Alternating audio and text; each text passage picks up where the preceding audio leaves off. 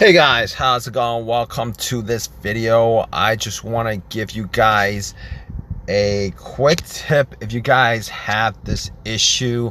This is a crank no start issue, and it's fairly common with 6.6 Duramax engines produced by GM, Chevy, GMC. If you guys have any of these trucks with that engine, I'm going to tell you guys what you guys can do to fix this situation. Now, normally if you guys have this situation, you're probably thinking the fuel pump, you're probably thinking, something having to do with the camshaft position sensor, crankshaft position sensor, mass airflow sensor, any of those things. But the problem with this situation is it occurs a lot of times in colder weather. And I'm going to let you guys know that it's probably none of those things, considering the crankshaft, the camshaft position sensor, the throttle position sensor, mass airflow sensor, any of those things that have sensors that could cause this problem is probably will give you a check engine light. And this issue, the diagnosis of this issue is that it doesn't have a check engine light. You're not going to get a check engine light with this issue, and a lot of times it's kind of sporadic. Sometimes it's not sporadic, sometimes it's sporadic. Sometimes you get sometimes you got to crank it up a little bit more to get it started, and it gets worse over time. All right, and I'm going to tell you guys what the fix is, and it's probably not your security system, because you would get a security light, the little security lock icon on your dash, and it's not your fob key battery, because that possibly could be your problem if this isn't your problem. I'm just going through the list of all the stuff you guys could look for in a situation like this. Obviously, you guys want to check your fuse box and your relays just to make sure that none of those have issues. A lot of people actually think it's the fuel pump. A lot of people actually think it's the fuel pump that is going bad or has gone bad.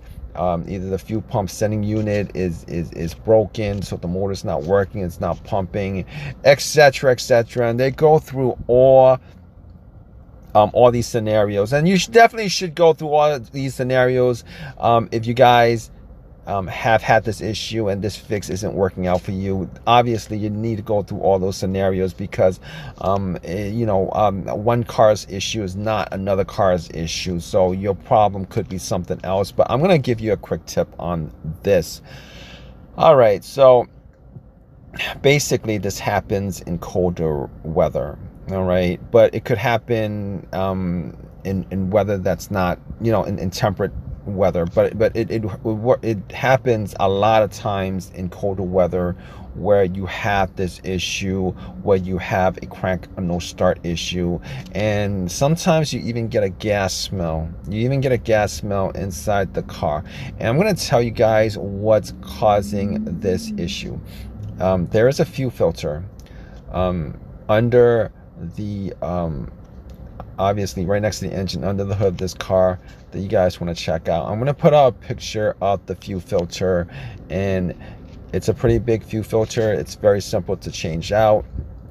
A lot of you guys might think, well, it needs to be changed out because it's clogged, but I'll tell you guys what, it's not the clogging that's the issue. All right, there's I think there might be a manufacturing defect with these fuel filters, and I gotta tell you guys, definitely want to check this out if you guys have this problem, because a lot of people, you could spend around at the dealership around $3,000 having them diagnose and change out a part and tell you this and that, and it could get very expensive if you guys don't try to diagnose this yourself. And hopefully this will help you out with your issue. That fuel filter, and it's got nothing to do with the engine. This problem has nothing to do with the engine. So it's a very these trucks are very expensive. So you want to narrow down the problem as much as possible. And as long as it's not the engine that's the problem, then these serviceable parts are not a big deal, and this fuel filter is not a big deal as far as changing it out. And I'll tell you what, it's the low line. All right, I'm gonna put up a couple of pictures up. All right, the fuel filters themselves are like less than $100, and if you're good with it, you can actually change it out yourself. You know, it doesn't really take much time to do it. Very, very, very simple. But the fuel filter, if you guys look at these pictures that I have up, and hopefully I actually place them at the right spot. If not, they're going to be somewhere in the video.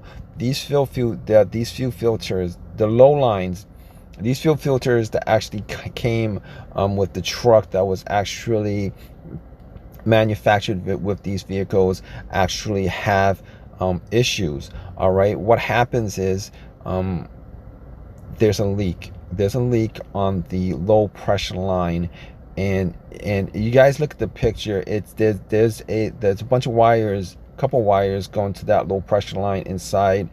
I believe those are sensors. What happened is when you try to start it, the fuel pump will pump gas to the fuel filter, and it's supposed to be a closed system, right?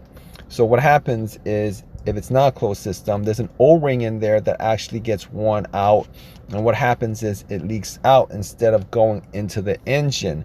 So you know, it gets worse over time. Sometimes it might be a small leak at times, and it gets worse over time where it becomes such a big leak that none of the gas actually gets in the engine. You have a crank no start issue. Now, what you guys can do in this situation to test it out is you guys actually can pump it. There is a priming pump. There is a priming pump on the filter itself. All you gotta do is just squeeze that pump down a couple of times, and if you guys actually see any amount of gas coming out from any part of the fuel filter, and most of the time it's going to be coming from the low hose, you probably have this situation where the gas isn't getting to the engine because there's a leak and the O-ring's gone bad, etc., etc. Just replace the fuel filter, guys. All right, just replace the fuel filter. It'll solve your problem. You know, if there's any kind of gas coming out, if you're smelling gas inside the compartment of the vehicle, chances are it's the fuel filter that's the problem. Now, a lot of guys have looked into actually repairing this, changing out the O-ring, etc., etc. The filter itself is $86, guys. All right, I guess you guys could go and get an you know, an O-ring kit, a whole bunch of O-rings from Harbor Freight, and try to change it out yourself. The part is $80, guys. You know, just you can get an $80, you know, go get the part for $80 on eBay or whatever. If you guys need it immediately, I guess you guys could actually try to DIY and try to finagle that yourself, try to fix it yourself. But to be honest with you, I think best bet is actually to get a brand new fuel filter. It'll solve your problem.